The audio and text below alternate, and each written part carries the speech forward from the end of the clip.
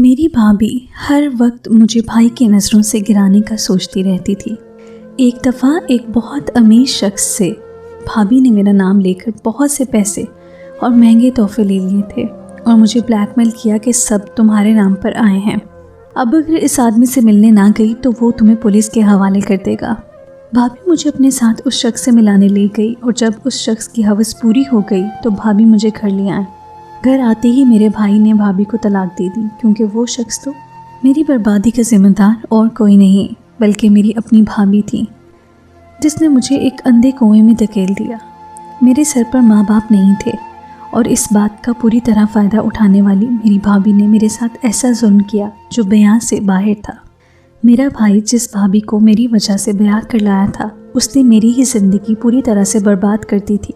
میرا بھائی یہ سوچ کر ایک غریب گھرانے سے لڑکی لے آیا تھا کہ وہ ہمارے ساتھ اچھے سے رہے گی اور ہمارے ہی ماحول میں ڈھل جائے گی، لیکن میری بھابھی تو احساس کمتری کا شکار تھی، جنہیں آسائشوں بھری زندگی کی شدید خواہش تھی، اور اس خواہش کو پورا کرنے کے لیے انہوں نے جانتے بوجھتے مجھے پوری طرح استعمال کیا تھا۔ ہم مڈل کلاس لوگ تھے، لیکن اچانک ہی میری بھابھی کے رہن سہن میں تبدیلی آ گئی تھی۔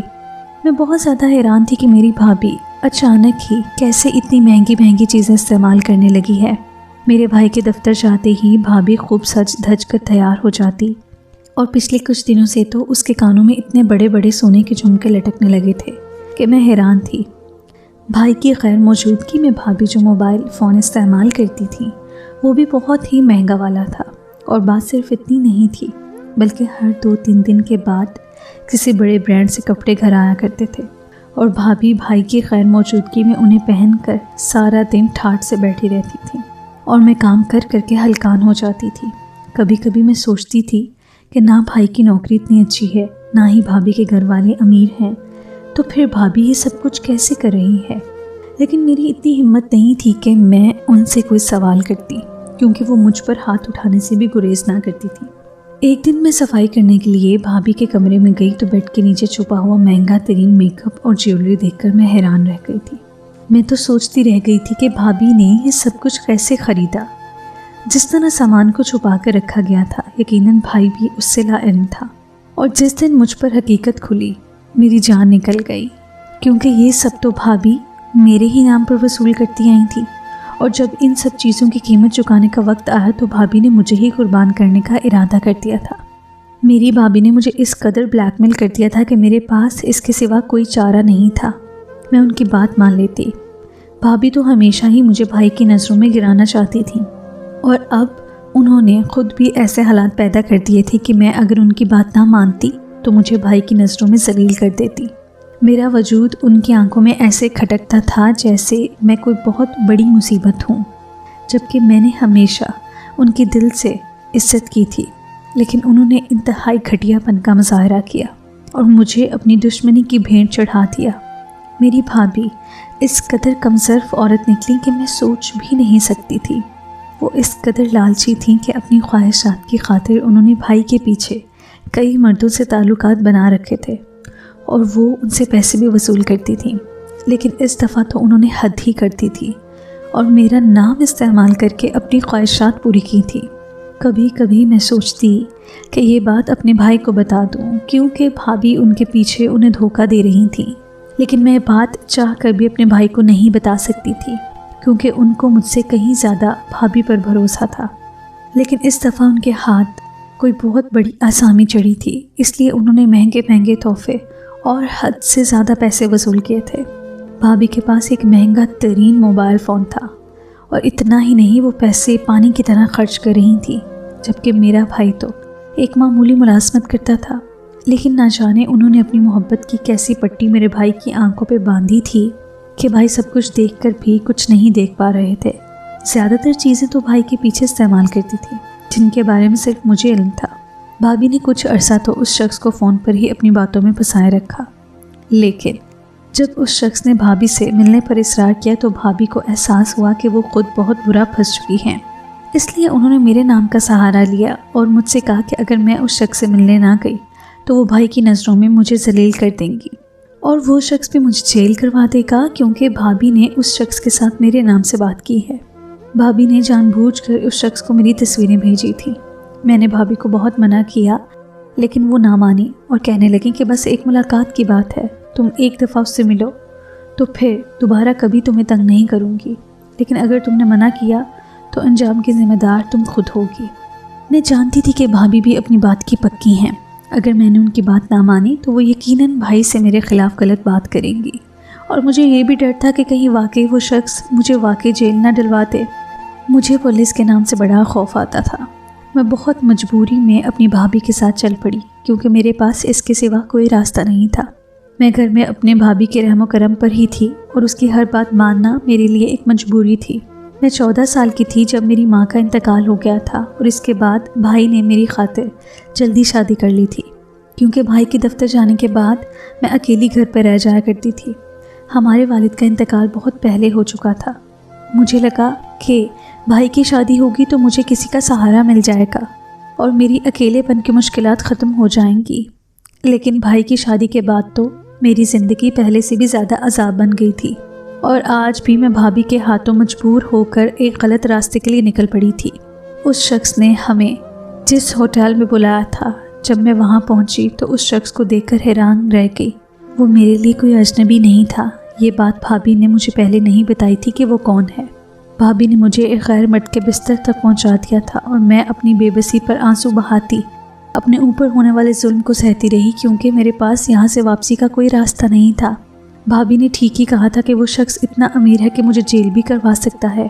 میں نے اس شخص سے بہت منت کی کہ وہ مجھے معاف کر دے اور مجھے ہاتھ نہ لگائے، لیکن وہ تو یہ کہہ کر ہنسنے لگا کہ اس نے مجھے حاصل کرنے کے لیے بہت پیسہ خرچ کیا ہے، اور اب وہ مجھے اتنی آسانی سے کیسے جانے دے سکتا ہے۔ میں اس شخص کی سوچی سمجھی منصوبہ بندی کے تحت بری طرح سے پھنس چکی تھی۔ اس شخص نے 2 گھنٹے تک مجھے اپنے ساتھ ہوٹل کے کمرے میں بند رکھا اور میرے ساتھ منمانی کرتا رہا۔ وہ اس قدر وحشی ہو رہا تھا کہ میرے لیے برداشت کرنا مشکل تھا۔ جذبات میں بہتے اس شخص نے میرے پورے جسم کو زخموں سے چور کر دیا تھا۔ بھابھی نہ جانے مجھے اس کے ساتھ چھوڑ کر کہاں چلی گئی تھی۔ 2 گھنٹے کے بعد جب اس نے مجھے اپنے کمرے سے باہر نکالا، میری حالت بہت ابتر تھی۔ میں گرتی پڑتی حالت میں سیڑھیاں اتر کر نیچے لابی میں آئی تو میری بھابھی مزے سے بیٹھی چائے پی رہی تھی۔ مجھے دیکھ کر مسکرا کر کہنے لگیں کہ وقت کیسا گزرا۔ میرے چہرے کی تکلیف دیکھ کر بھی انہیں میرے درد کا اندازہ نہیں ہو سکا تھا۔ شاید وہ اتنی بے حس تھیں کہ انہیں کوئی فرق نہیں پڑتا تھا۔ میری آنکھوں سے خود بخود آنسو بہنے لگے۔ اگر آج میرے ماں باپ زندہ ہوتے تو بھابھی کی ہرگز اتنی ہمت نہ ہوتی کہ مجھے برباد کر کے خود مزے سے چائے کی چسکیاں بھر رہی ہوتی۔ بھابھی کہنے لگی کہ بیٹھو، میں تمہیں جوس پلواتی ہوں، پھر ہم گھر چلتے ہیں، تم بہت تھک گئی ہوگی۔ مجھے بھابھی کے خوبصورت چہرے سے شدید گھن آ رہی تھی۔ بھابھی جن پیسوں پر عیاشی کر رہی تھی، دراصل وہ میری عزت کا سودا کر کے انہیں حاصل ہوئے تھے۔ میں ان پیسوں سے ایک گھونٹ پانی بھی نہیں پی سکتی تھی۔ میرا حلق تک کڑوا ہو رہا تھا۔ میں نے بھابھی سے کہا کہ مجھے اپنے گھر جانا ہے۔ بھابھی نے برا سا منہ بنا کر میری طرف دیکھا اور مجھے گھر لے گئی۔ میں پوری طرح لٹی پٹی بھابھی کے ساتھ گھر لوٹ کے آئی تو بھائی گھر پر موجود تھا، اور اس نے کھڑے کھڑے اچانک ہی بھابھی کو طلاق دے کر فارغ کر دیا، اور میں اپنی جگہ ہکا بکا کھڑی رہ گئی۔ یہ تو میرے وہم و گمان میں بھی نہیں تھا۔ بھائی تو بھابھی پر جان دیتا تھا، پھر یہ کیسے ممکن تھا کہ اچانک ہی بھائی نے بھابھی کو چھوڑ دیا۔ بھابھی خود بھی اپنی جگہ سکتے میں آ گئی تھی۔ بھائی کو تو ان کے اشارے پر اٹھتا بیٹھتا دیکھا تھا، اور آج اچانک ہی بھائی نے انہیں اپنی زندگی سے باہر نکال دیا تھا۔ اور جب بھائی نے وجہ بتائی تو ہم دونوں کے قدموں سے زمین نکل گئی۔ بھائی کو ساری حقیقت کا علم ہو چکا تھا۔ میرے والد کا جب انتقال ہوا تھا تو میرا بھائی 15 سال کا تھا، اور میں اپنے بھائی سے بہت چھوٹی تھی۔ بھائی نے میرے اور ماں کی خاطر اپنی پڑھائی چھوڑ کر اپنی چھوٹی سی نوکری کر لی تھی۔ ابا کے انتقال کے بعد میری ماں اس قدر بیمار رہنے لگی تھی کہ بھائی کی نوکری سے ملنے والے چند پیسے بھی اماں کی بیماری کی نظر ہو گئے تھے۔ لیکن بھائی نے کبھی اماں کو پریشان نہ ہونے دیا تھا، اور بہت محنت کر کے پیسہ کماتے رہے۔ کبھی کبھی تو ہمارے گھر میں فاقے بھی ہوتے تھے، لیکن بھائی نے جب بھی کھلایا عزت سے حق حلال کا نوالا کھلایا۔ اماں اپنی بیماری کی جنگ زیادہ عرصے تک برداشت نہ کر سکی تھی، اور ہم دونوں بہن بھائیوں کو تنہا چھوڑ گئی۔ میں کیونکہ کم عمر تھی، اسی لیے بھائی کے لیے میری ذمہ داری بہت زیادہ عام ہو گئی تھی۔ بھائی مجھے چھوڑ کر کام پر جانے لگتا تو اسے بہت زیادہ میری فکر ستائی۔ بھائی کے ایک دوست نے بھائی کو مشورہ دیا کہ وہ شادی کر لے تاکہ گھر میں ایک عورت کے آ جانے سے انہیں میری فکر نہ ہو۔ ہمارے حالات کیونکہ اچھے نہیں تھے، اسی لیے بھائی نے اپنے دوست سے کہا کہ کون انہیں اپنی بیٹی دے گا۔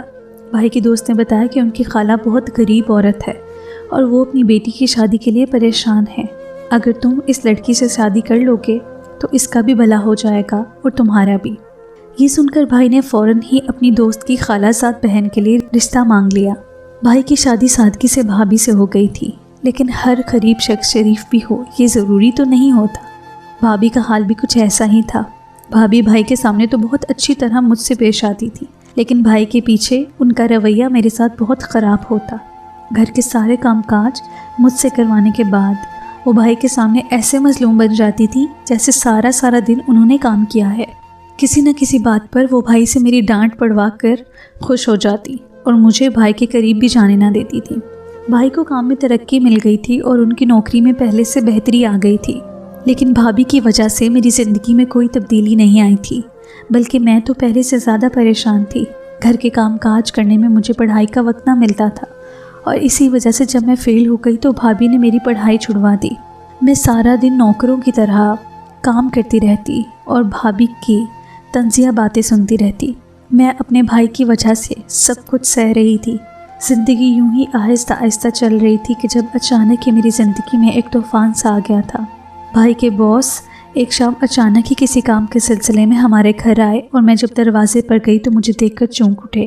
ان کی عمر میرے باپ جیسی تھی، اسی لیے میں نے انہیں ادب سے سلام کیا اور ڈرائنگ روم میں بٹھا دیا تھا، لیکن مجھے کیا خبر تھی کہ ان کی نظروں میں کیا چھپا ہے۔ وہ بڑی دلچسپی سے مجھے دیکھ رہے تھے اور مجھ سے طرح طرح کے سوالات کر رہے تھے۔ وہ بھائی سے کوئی فائل لینے کے لیے کام کے لیے آئے تھے جو بھائی غلطی سے گھر لے آئے تھے۔ کچھ دیر بعد تو وہ چلے گئے تھے، لیکن اس کے بعد جو کچھ ہوا وہ بہت ہی عجیب تھا۔ 2 دن کے بعد ہی انہوں نے اپنے بنگلے پر ایک دعوت رکھی جس میں مجھے اور بھائی بھابھی کو خصوصاً بلوایا گیا تھا۔ بھابھی کی خوشی دیدنی تھی، یہ جان کر ہی وہ ہواؤں میں اڑ رہی تھی کہ بھائی کے باس کے بنگلے میں جانا ہے۔ جب ہم وہاں پہنچے تو ہمیں علم ہوا کہ دعوت صرف ہم تینوں کی ہے اور کوئی نہیں آئے گا۔ بھائی خود بھی یہ جان کر حیران رہ گئے تھے۔ ہم تینوں کو بھائی کے باس کے ساتھ بیٹھے کچھ ہی وقت گزرا تھا جب انہوں نے بھائی بھابھی کو بنگلے کی سیر کروانا شروع کر دی تھی اور مجھے یہ کہہ کر روک لیا تھا کہ تم ان دونوں کے بیچ میں کیا کرو گی۔ بھابھی تو اتنا بڑا بنگلہ دیکھ کر ویسے ہی دیوانی ہو رہی تھی اور انہیں بھائی کا ہاتھ پکڑ کر چلی گئی، اور میں ان کے باس کے ساتھ ڈرائنگ روم میں بیٹھ گئی تھی۔ بھائی کے جاتے ہی ان کے باس مجھ سے عجیب قسم کی باتیں کرنے لگے اور میرے قریب آ کر بیٹھ گئے۔ بہانے سے مجھے چھونے کی کوشش کرنے لگے۔ ان کی اس حرکت سے میں ایک دم پریشان ہو گئی تھی اور اپنی جگہ سے اٹھ کھڑی ہوئی تھی، لیکن انہوں نے فوراً ہی مجھے کھینچ کر اپنے پاس بٹھا لیا اور زبردستی اپنی باہوں میں جکڑنے لگے۔ میرے لیے یہ سب اتنا آسان تھا کہ میں سنبھل نہ پائی اور ایک دم ہی میں نے ان کے چہرے پر زوردار تھپڑ مار دیا تھا۔ ان کو شاید مجھ سے اس تھپڑ کی امید نہیں تھی۔ وہ حیرانگی سے میرا چہرہ دیکھ رہے تھے کہ جب میں ڈرائنگ روم سے باہر بھاگ گئی اور بھائی کو آواز دینے لگی۔ بنگلہ خالی تھا، میری آواز پورے بنگلے میں گونج اٹھی تھی اور بھائی فوراً ہی میرے پاس بھاگتے ہوئے چلے آئے۔ میں نے بھائی کو ساری بات بتا دی، جسے سن کر بھائی شاکڈ ہو گئے تھے اور اپنے باس کی طرف دیکھنے لگے۔ بھائی کے باس نے بھائی سے میرا رشتہ مانگ لیا اور کہنے لگے کہ وہ مجھ سے شادی کرنا چاہتے ہیں۔ انہوں نے بھائی کو ترقی کا لالچ بھی دیا، جس کے بارے میں سنتے ہی بھابھی خوش ہو گئی تھی، لیکن بھائی میرا ہاتھ پکڑ کر وہاں سے نکل گئے تھے کیونکہ وہ میری شادی میرے باپ سے زیادہ کی عمر کے آدمی سے کیسے کر سکتے تھے۔ وہ اپنے باس سے کہہ کر آئے تھے کہ ان کے لیے ترقی اور پیسے سے زیادہ ضروری ان کی بہن کی خوشی ہے۔ بھابھی سارا راستہ بھائی کو کوستی رہی کہ اتنی اچھی آفر مل رہی تھی، تم نے کیوں ٹھکرائے؟ آج نہیں تو کل ہم نے تمہاری بہن کی شادی کرنی ہے۔ بھائی نے بھابھی کو بری طرح گھور کر دیکھا اور کہا کہ آئندہ ایسی بات نہ کرنا، میں ایک ترقی کے لیے اپنی بہن کا سودا نہیں کرنا چاہتا۔ بھابھی مجبوراً خاموش ہو گئی۔ بھائی نے نوکری چھوڑ دی اور نئی نوکری کی تلاش کرنے لگے۔ گھر کے حالات اچانک خراب ہو گئے تھے، جس کی وجہ سے بھابھی مجھے اٹھتے بیٹھتے تانے مارنے لگی۔ وہ تو بھائی کو بھی باتیں سنانے لگی تھیں کہ یہ سب تمہارے غلط فیصلے کی وجہ سے ہے۔ آنے والے 4 ماہ کسی آزمائش سے کم نہ تھے، لیکن 4 مہینے کے بعد بھائی کی نوکری لگ گئی تھی اور حالات پھر سے بہتری کی طرف آ گئے تھے۔ کچھ ہی وقت گزرا تھا کہ جب اچانک ہی بھابھی کے رہن سہن میں تبدیلی آ گئی تھی اور ان کے پاس مہنگی سے مہنگی چیزیں آنے لگی تھیں۔ دراصل بھائی کے پرانے باس نے بھابھی کی آنکھوں میں لالچ دیکھ لی تھی اور وہ اسی بات کا فائدہ اٹھاتے ہوئے بھابھی کو اپنا نشانہ بنا چکے تھے۔ किसी तरह उन्होंने भाभी का नंबर हासिल किया और ये जानते हुए भी कि वो मैं नहीं बल्कि मेरी भाभी हैं, उन पर पैसा लुटाते रहे, क्योंकि वो भाभी की फितरत अच्छी तरह जान गए थे।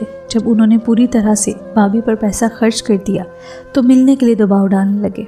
उन्हें अंदाज़ा था कि भाभी अपनी जगह मुझे भेज देंगी, क्योंकि भाभी ने बात भी मेरे नाम से की थी।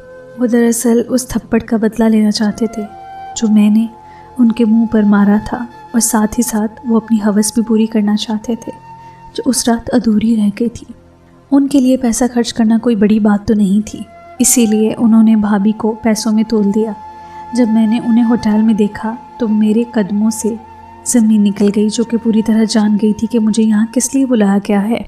वो 2 घंटे जो उस शख्स ने मेरे साथ होटल के कमरे में गुजारे थे मेरी ज़िंदगी के बदतरीन लम्हात थे, जिनमें उसने मुझे पूरी तरह बेहिजाब करके ना सिर्फ इस्तेमाल किया था बल्कि मेरी वीडियोस भी बनाई थी। मैं जानती थी कि सिलसिला अब सारी ज़िंदगी चलने वाला है। पहले तो वो मुझसे निकाह करके अपनी हवस पूरी करना चाहता था, लेकिन अब तो उसने एक चोर रास्ता ढूंढ लिया था। भाभी उस शख्स को जाने के बावजूद भी मुझे उस शख्स के बिस्तर तक ले गई थी। उस शख्स ने मेरी जितनी भी नाज़ेबा वीडियोस बनाई थी वो सब फ़ौरन ही मेरे भाई को भेज दी थी। वो भाई को दिखाना चाहता था कि उसने किस तरह भाई की इज्जत पर हाथ डाला है, और इतना ही नहीं, उसने भाई को ये भी बता दिया था कि ये सब भाभी का हाथ है। हमारे घर लौटने से पहले भाई ने कमरे की तलाशी ले ली थी और वो जान गए थे कि भाभी ने किस तरह से अपनी ख्वाहिशात के पीछे उनकी बहन को बर्बाद किया है।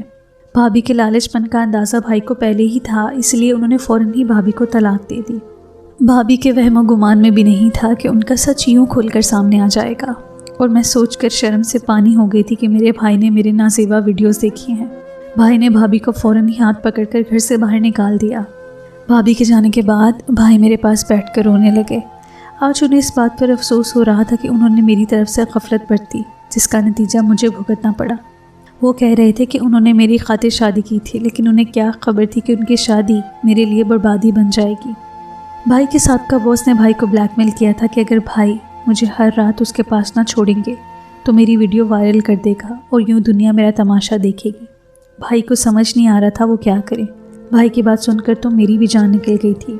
मैं हर रात इस अजियत से नहीं गुजर सकती। भाई और मैं दोनों ही जाए नमाज बिछाए अल्लाह के हुजूर पेश हो गए और रो रो कर फरियाद करने लगे कि वो हमें इस दलदल से निकाल दे। शायद वो कबूलियत की घड़ी थी कि उसी वक्त हमारी दुआ कबूल हो गई और रात तक हमें ये खबर मिली कि भाई के बॉस की गाड़ी का हादसा हो गया है और वो अपनी गाड़ी समेत जलकर खाक हो गए हैं।